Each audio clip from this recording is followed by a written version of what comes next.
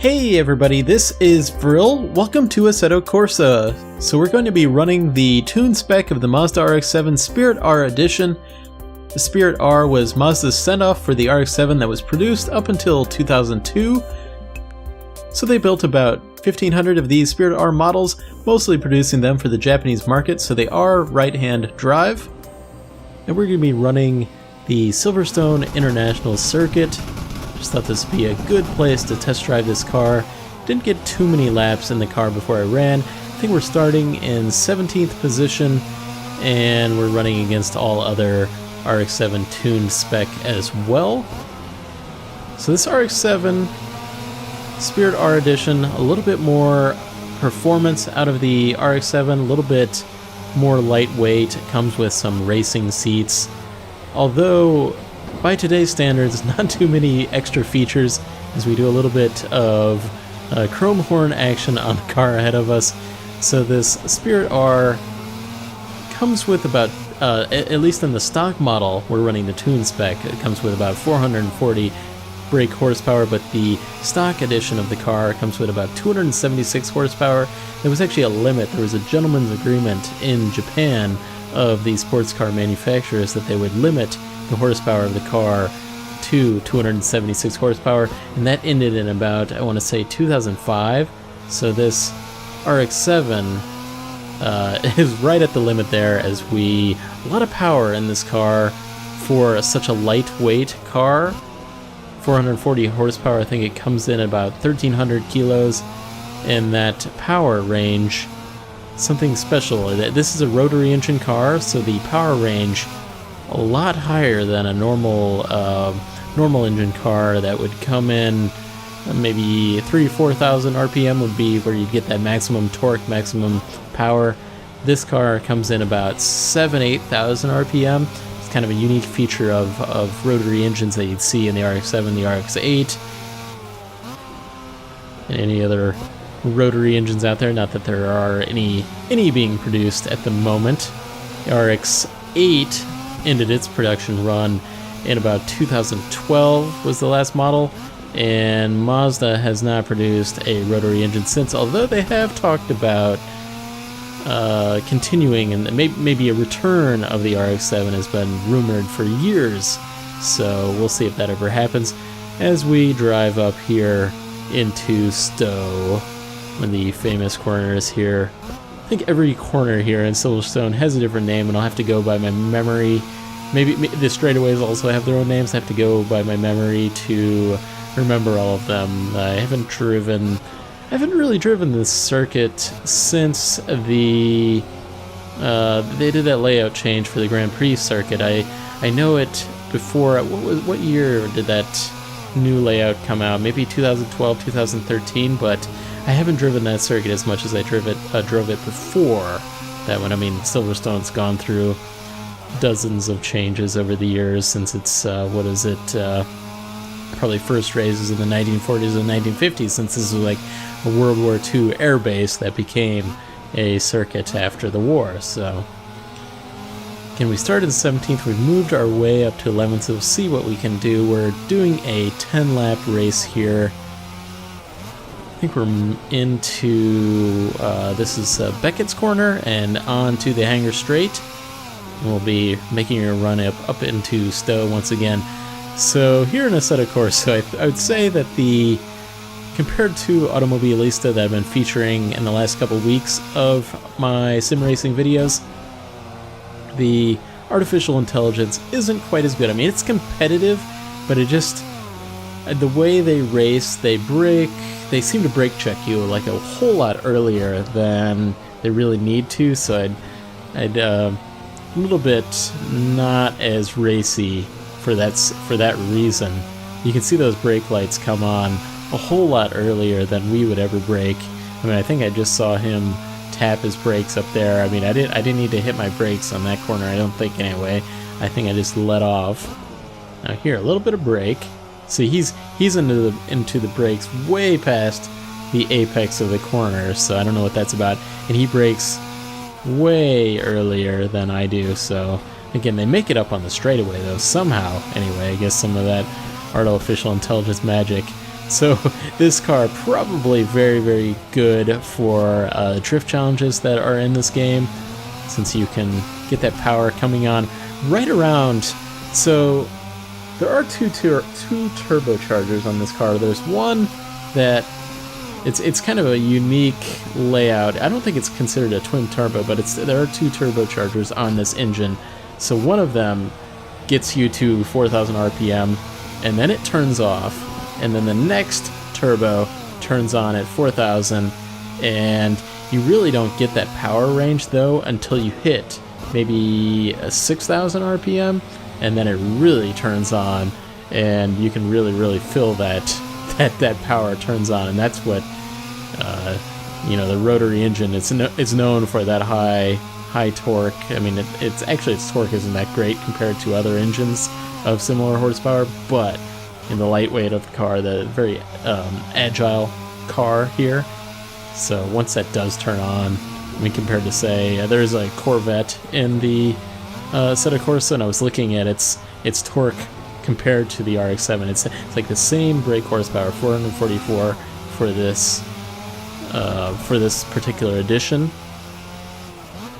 for this tuned spec of the car. So we make our way onto the hangar straight once again. But yeah, it has the Corvette has like almost 50% more torque than this car has, but it had the same horsepower, so very, very interesting car to drive, this RX-7.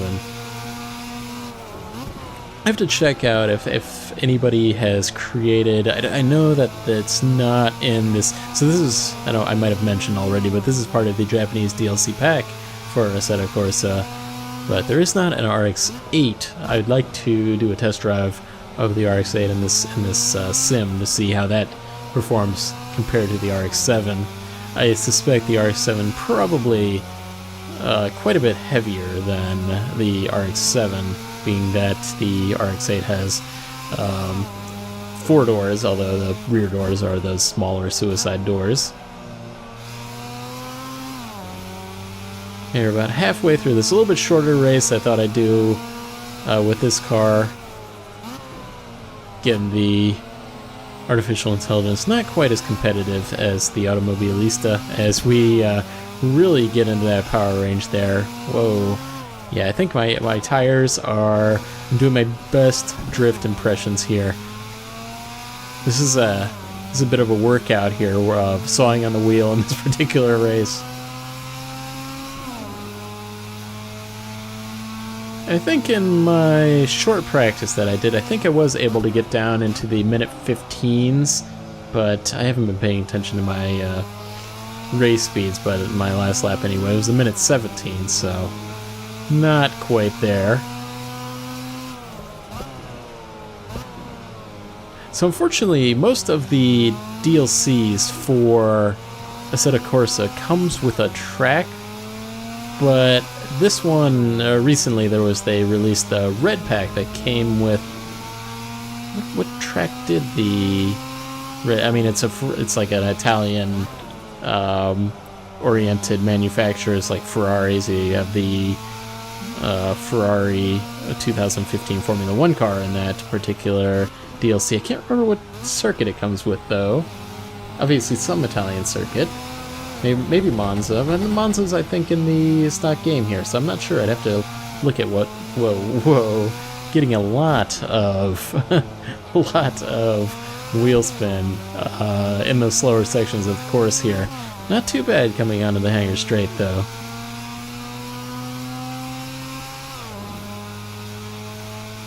So yeah, I just thought I'd do a little bit of tin top action, and I saw that RX-7 that was in this Japanese DLC pack, and I figured I had to pick that up because I've always been, I'd say, the RX-7 since I think I first learned of the RX-7, and this sounds pretty lame, but from the Need for Speed, the original Need for Speed for the PlayStation is what I actually played it on, with the whole controller and everything, and ever since then I really enjoyed the Japanese sports car, because the Toyota Supra and the Mazda RX-7, but the RX-7 was always kind of my favorite, and I thought Assetto Corsa, the developers, are going to create probably the most faithful sim racing edition of a car that you can find out there. I mean, other than iRacing doesn't have an RX-7 though, so I mean, I guess Automobilista would, if they were going to make one, they would also make a pretty faithful adaptation as well. But yeah, I had to pick up that DLC when I saw it had the RX-7. We should have had the RX-8 as well, but beggars can't be choosers. So I'm not sure if I'm going to be able to catch anybody else in here. We've only got, what do we have? At the line, it will be 2 laps to go.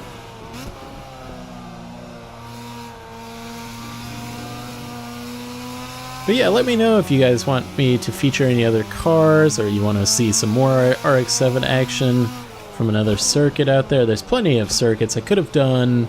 I think there's a mod out there that has Suzuka, but I wanted to keep it with a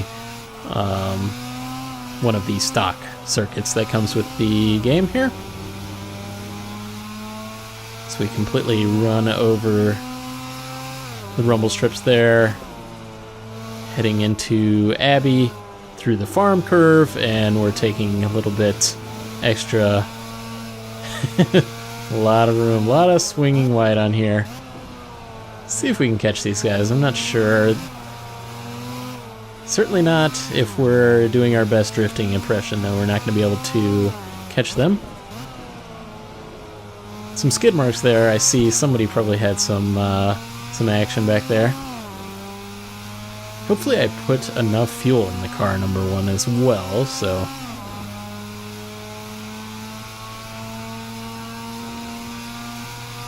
There's our fuel light just came on, so what did I say? We're going to have 1 lap to go. And actually, I did notice just now that the ABS light up there above our speed on the top left does blink on red every now and then. I'm assuming that's when the ABS is turning on, so... Did not notice that. Obviously, any of the open wheel cars I've been driving, well, that was an Automobilista, so none of those had ABS brakes, and I certainly didn't have any of the extra aids on in those. And I'm just running completely factory stock version of this, so it comes with the ABS brakes. So final lap here, white flag, see what we can do. Just a little bit of a test drive here, not quite as competitive as maybe the other Automobilista, the Formula 3 races I've done, but wanted to get some Assetto Corsa action in this and picked up a little bit skin sawing on the wheel here. Yeah, I wanted to get different sim in here. So I basically want to be producing these sim racing videos every week. Every Saturday I think I want to release them, basically a sim racing Saturday. So we'll see how that goes, see if I can keep up with it. Obviously learning a circuit, I mean I know most of them anyway, but learning a circuit, building a competent setup, I mean slightly competent setup. So let's see, we're going to try to dive bomb on this guy, going for the 8th position. And we caught it for a second and he gave us the Paul Tracy side horn there. Okay, yeah. A little bit more aggressive than the Automobilista, where I kind of feel like when you get side by side, even then when I turn them to the maximum aggression, I